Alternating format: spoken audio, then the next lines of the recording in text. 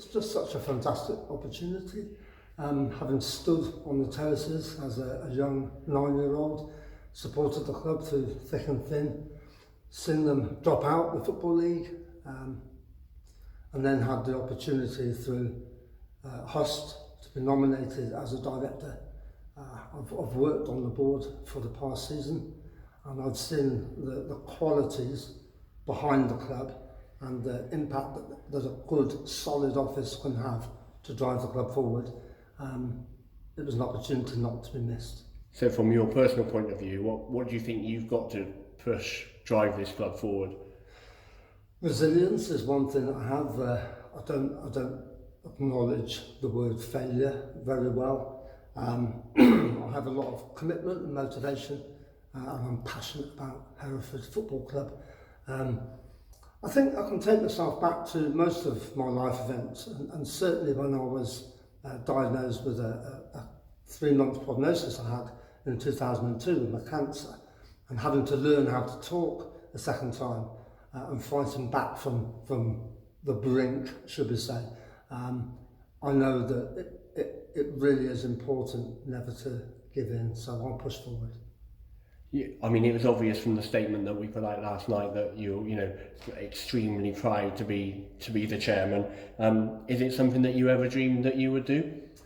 No, I remember being a part-time chairman when I was stood on the terraces, and being able to shout across here telling the actual chairman how it should be run as a club. And I'm quite sure that there'll be a lot of people in that position that will be able to tell me.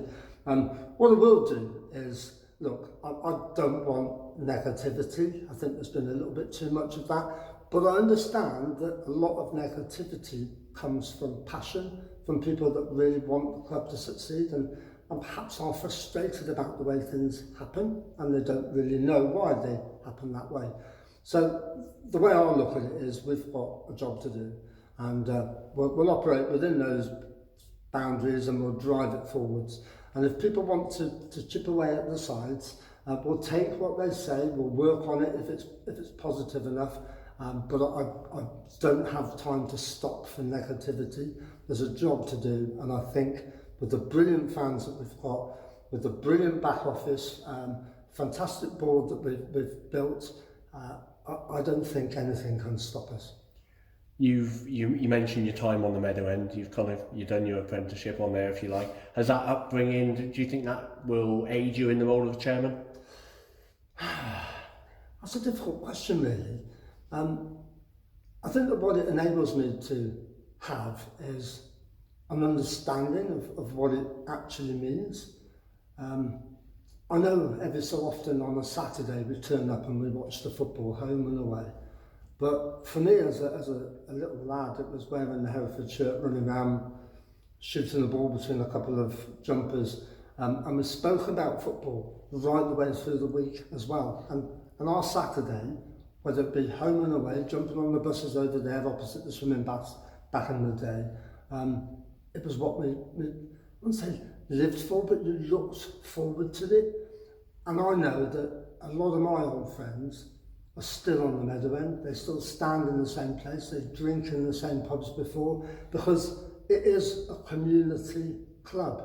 Forget the name, Hereford United, Hereford FC. We are now where we are. It's the same people, the same passion, the same beliefs.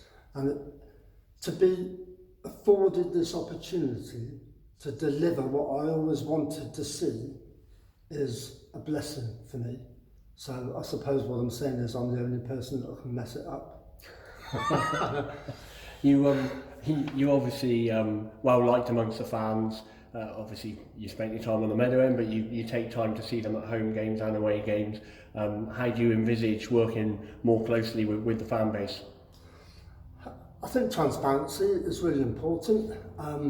A lot of messages have come out in the past from the boardroom, but I'm not quite so sure as to whether people have interpreted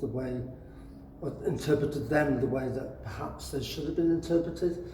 So I know there's been no secretiveness in the boardroom, because I would have got messages out if that was the case.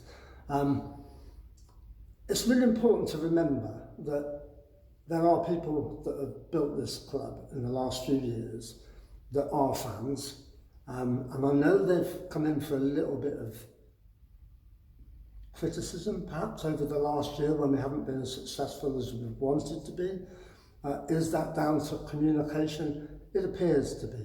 So I would like to see an immediate Ask the Chairman event, fans forums, communications coming out in the programme and on the website, and also an email address for fans to contact the club with their concerns or issues. Obviously last season was a tough one. You know, we had 3 fantastic seasons and then one of consolidation. But moving ahead, looking forward to next season, how positive are you that we can kind of learn from last season and have a decent season? I'm really positive, absolutely positive. I'm watching how we're developing a very strong squad. There's a couple more positions that need reinforcement, should we say. But the squad, I believe, that we've created already will enable us to push towards the top end of the table.